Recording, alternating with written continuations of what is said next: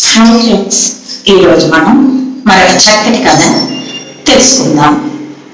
అనగనగనగనగా భోజ మహారాజు ఆయన ఒకనాడు తన ఆస్థాన పండితులతో మోక్షానికి పోగలిగేవాడెవడు అని ప్రశ్నించాడు. మహాక్రతువులు యజ్ఞయాగాదులు చేస్తే మోక్షం వస్తుంది అన్నం పొందరు. జ్ఞానం పొందితే పోవచ్చునని మరికొందరు అన్నారు. భక్తితో పోవచ్చునని మరికొందరు చెప్పారు. సత్సంగంతో పోవచ్చునని ఇంకొంతమంది అన్నారు. ఇలా రకరకాలుగా ఒక్కొక్కరు లేచి ఒక్కో విధంగా చెప్పారు. అదే ఆస్థానంలో ఉన్నటువంటి కాళిదాసు లేచి నేను పోతే పోవచ్చు అన్నాడు.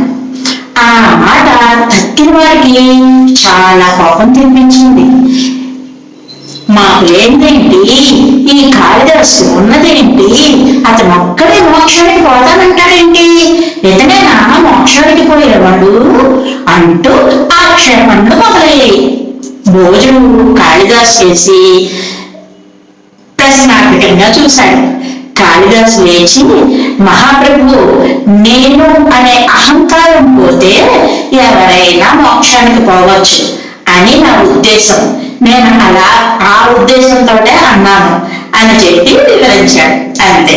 భోజ మహారాజుతో సహా సభలోని వారందరూ కూడా హర్షధ్వానాలు చేశారు. చిన్ని కథ బాగుందా? మరో మంచి కథతో మళ్ళీ కలుద్దాం.